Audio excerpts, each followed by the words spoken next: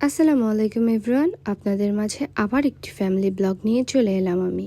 সেদিন আমরা পুরো পরিবার মিলে চলে গিয়েছিলাম মিরপুরে। সেদিন আমাদের সাথে আমার হাজব্যান্ডও ছিল। উনি ওনার বিজনেস নিয়ে এত পরিমাণ ব্যস্ত থাকে যে আমাদের সাথে ঘোরার মতো টাইমই পায় না। যেহেতু আজকে তাকে পেয়েছি আর হাতছাড়া করব না, তাই আমরা চলে গেলাম মিরপুর দ্য বাবলস রেস্টুরেন্টে। আমরা লিফটে করে চলে গেলাম। দ্য বাবলসটা ছিল একদম রুট টপে। দেখতে দেখতে চলে গেলাম রুটটপের উপরে দ্য বাবলস রেস্টুরেন্টে।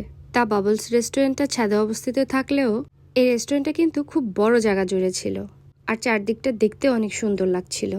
আমরা আবার একটু সকাল সকাল চলে গিয়েছিলাম, চারদিকে অনেক রোদ ছিল তখন। দ্য বাবলস রেস্টুরেন্টের উপরে কিন্তু একটা সুইমিং পুলও আছে। আমাদের এই বিষয়টা জানা ছিল না, তাই ওই দিন আমরা সুইমিং পুলে নামতে পারিনি। আমরা প্ল্যান করেছি নেক্সট টাইম যখন আমরা দ্য বাবলসে যাব তখন এই সুইমিং পুলে আমরা সবাই মিলে গোসল করব। এরপর বাচ্চাদের নিয়ে চলে এলাম একটু প্লেগ্রাউন্ডের ওইখানে। আমার বাচ্চারা তো এই প্লেগ্রাউন্ডটা পেয়ে মহা খুশি। আমার ছোট মেয়ে খুব এনজয় করছিল। আমার ছোট মেয়ের খেলার কোনো জায়গা হলে ওর আর কিছুই প্রয়োজন হয় না। ওই দিন আমার ছোট মেয়ে অনেক হ্যাপি ছিল, আর আমার মেয়েদের এই হাসি খুশি মুখগুলো দেখলে আমার খুবই ভালো লাগে। আমার দুইটা মেয়ে আমার জান, আমার এই মেয়েদের জন্যই আমার জীবনের সব কিছু। এরপর আমি আর আমার হাজব্যান্ড রেস্টুরেন্টের বারান্দায় দাঁড়িয়ে রেস্টুরেন্টের চারপাশটা ঘুরে দেখছিলাম।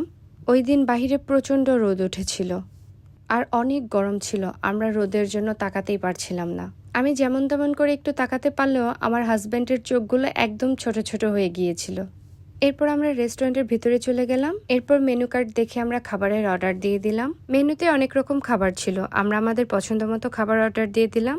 এরপর ভাবলাম দুজন হাতে হাত রেখে একটু গল্প করি, আর আমার হাজব্যান্ড অন্যদিকে তাকিয়ে রয়েছে, দেখছে তার বাচ্চারা কি করছে। তারপর আমার দিকে তাকিয়ে একটু মুচকি হাসি দিল। একটু পরে আমাদের অর্ডার করা খাবারগুলো চলে এসেছে। আমার বাচ্চারা যা যা খেতে পছন্দ করে ওইখানে সবগুলো খাবারই অর্ডার দেওয়া ছিল। এরপর আমি সবাইকে স্যুপ সার্ভ করে দিলাম।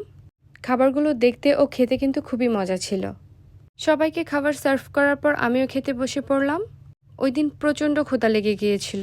বেশি ক্ষুধা লাগার কারণে আমি বেশি খেতেও পারিনি। খাওয়া দাওয়া শেষ করে আমরা চারদিকটা একটু ভালো করে ঘুরে দেখছিলাম, আর সবাই মিলে একটু ছবি তুলছিলাম, ভিডিও করছিলাম। দ্য বাবলস রেস্টুরেন্ট রুটটপের উপরে হলেও জায়গাটা ছিল কিন্তু বেশ সুন্দর। পুরো ফ্যামিলিকে নিয়ে ঘোরার মতো একটি বেস্ট জায়গা। ওই দিন আমরা সবাই অনেক মজা করেছি, আর ওই দিন রোদের তাপটা একটু বেশিই ছিল। ঘুরতে ঘুরতে প্রচণ্ড গরম লেগে গিয়েছিল, তাই আমরা আবার চলে গেলাম রেস্টুরেন্টের ভিতরে ঠান্ডা ঠান্ডা কিছু খাওয়ার জন্য।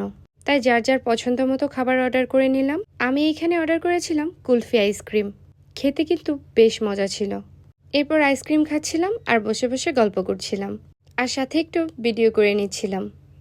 আর ওইদিকে আমার ছোট মেয়ে একটু পরপর উকি মেরে দেখছিল আমি কি করছিলাম। ওই দিন সারাদিন আমরা খুব মজা করেছি। আর দেখুন আমার মেয়ে আইসক্রিম খেতে খেতে ওর মুখের অবস্থাটা কি করে ফেলেছে। আইসক্রিম দিয়ে পুরো মুখ মাখিয়ে ফেলেছে, আর বলছিল আম্মু আমার সাথেও একটু খেতে খেতে ভিডিও করো। তাই ওর সাথেও একটু ভিডিও করে নিলাম। এরপর খাওয়া দাওয়ার পালা শেষ করে চলে গেলাম বাহিরে। চারদিকটা একটু ভালো করে ঘুরে টুরে দেখলাম। ঘুরতে ঘুরতে একদম বিকাল হয়ে গিয়েছিল, আর তখন রোদটাও অনেকটা কমে গিয়েছিল, আর খুব সুন্দর বাতাস বইছিল। এরপর আবার একটু ভিডিও করে নিলাম। আর অনেকেই আমার ড্রেসটা আর ব্যাগটার কথা জিজ্ঞেস করেছিল যে এগুলো আমি কোন পেজ থেকে নিয়েছি। তাদের জন্য বলছি এগুলো আমি কোনো পেজ থেকে নিইনি, এগুলো আমি মল থেকে কিনেছি। এরপর আমরা রওনা হলাম বাচ্চাদের নিয়ে অন্য এক জায়গায় ঘুরতে যাব বলে। আমরা ওই একদিনে 3টি জায়গায় গিয়েছিলাম।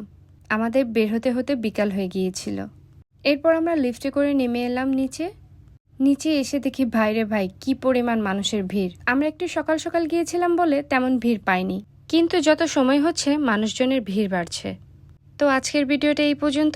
এমনিতেই অনেকটা লং হয়ে গেছে ভিডিওর পরের পার্টগুলো খুব তাড়াতাড়ি নিয়ে আসছি আপনাদের মাঝে।